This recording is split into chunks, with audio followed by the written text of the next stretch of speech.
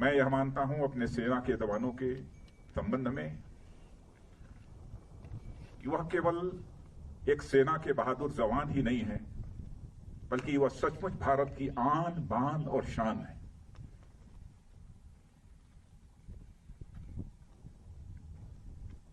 समय समय पर जो भी करिश्माई काम हमारे सेना के जवानों के द्वारा किया गया है, उस पर समस्त देशवासियों को नाज है। आज यदि आपसे मिलकर मुझे बेहद खुशी हो रही है, तो मन में एक पीड़ा भी है, गम भी है। हाल में ही भारत और चीन के जवानों के बीच PP-14 पर जो कुछ भी हुआ,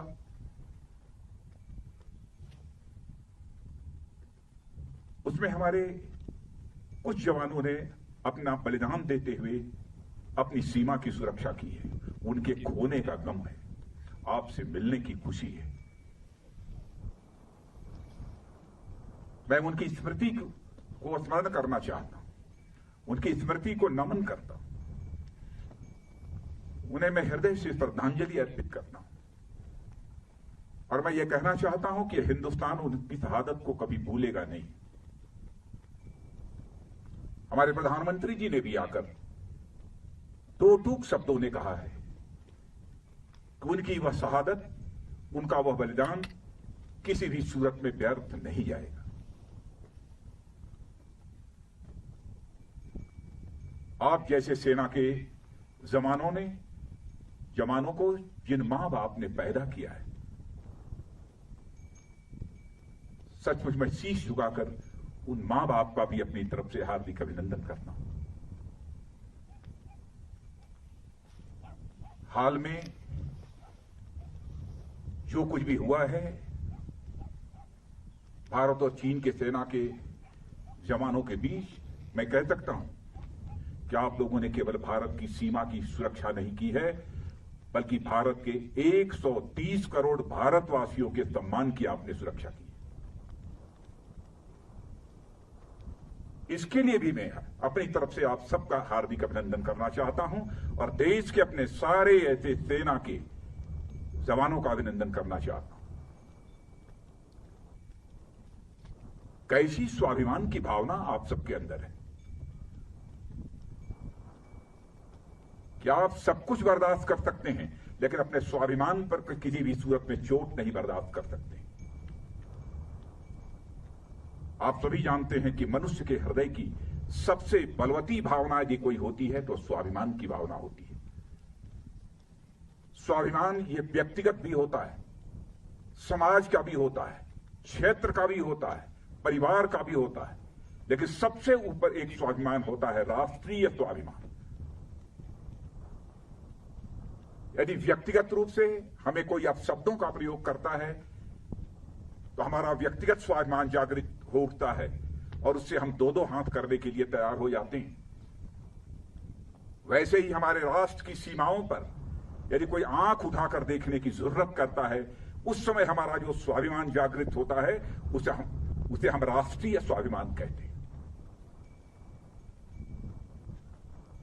इसी राष्ट्रीय स्वाभिमान की भावना के कारण ही आप अपनी जिंदगी की चिंता नहीं करते हैं, अपना सर्वस्व न्यौछावर कर देने के लिए तैयार हो जाते हैं। भारत को आजादी भी मिली है तो इसी राष्ट्रीय स्वाभिमान के भावना के कारण ही मिली है। चाहे वह चंद्रशेखर आजाद रहे हों, सरदार भगत सिंह रहे हों, खुदीराम बोस, अशफाक उल्लाह खान जैसे लोग रहे। इसी राष्ट्रीय स्वाभिमान की भावना के कारण ही हंसते हंसते फांसी के फंदे को चूम लिया था, तब जाकर यह हमारा भारत आजाद हुआ।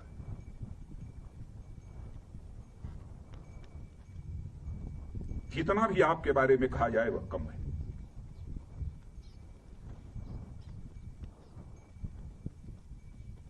इस समय सीमा के विवाद को सुलझाने के लिए बातचीत का दौर चल रहा है। जो कुछ अब तक की प्रगति हुई है बातचीत की, मामला हल होना चाहिए।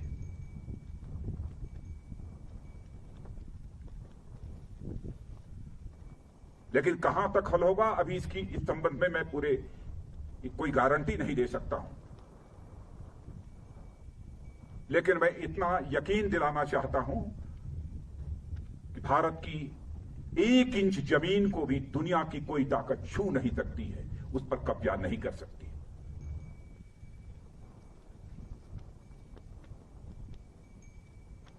लेकिन बातचीत के द्वारा यदि समाधान निकलता है तो इससे अच्छी बात और कोई दूसरी नहीं हो सकती है।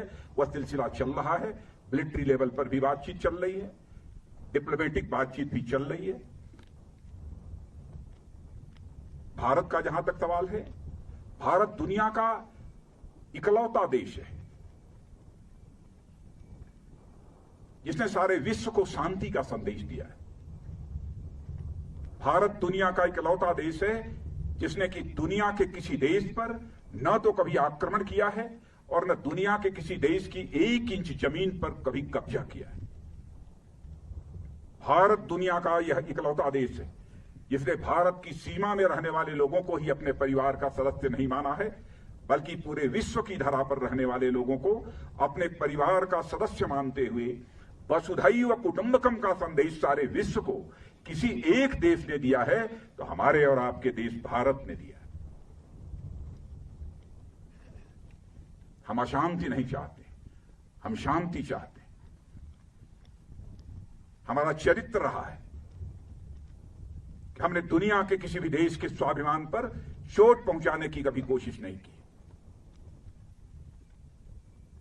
लेकिन यह भी मैं कह देना चाहता हूं 2 टूक शब्दों में, यदि कोई दुनिया की ताकत हमारे स्वाभिमान पर चोट पहुंचाने की कोशिश करेगी तो उसे किसी भी सूरत पे हम बर्दाश्त नहीं करेंगे, उसका हम मुंहतोड़ जवाब देने के लिए भी तैयार रहेंगे।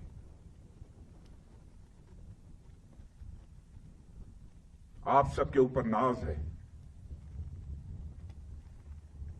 और आप सबके बीच आकर सचमुच मैं स्वयं को बहुत ही गौरवान्वित महसूस कर रहा हूं। इसीलिए यह सब सारी बातें मैं बोल रहा हूं। आपके ऊपर भरोसा है।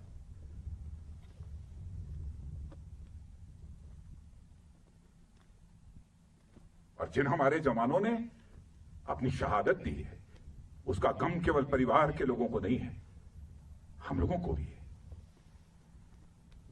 130 करोड़ भारतवासियों को भी।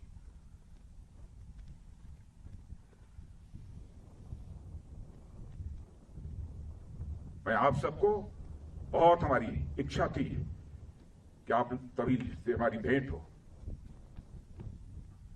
और मित्रों, भरोसा रखना, अब हमारा भारत ये कमजोर भारत नहीं है। भारत का एक सशक्त नेतृत्व है। नरेंद्र मोदी जैसा प्रधानमंत्री हमको मिला है, फैसला लेने वाला प्रधानमंत्री, दृढ़ इच्छा शक्ति का प्रधानमंत्री।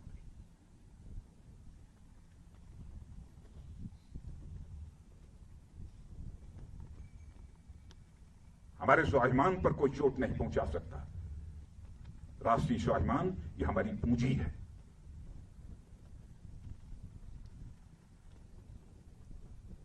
आज के अवसर पर मैं समझता हूं कि और अधिक कुछ कहने की जरूरत नहीं है।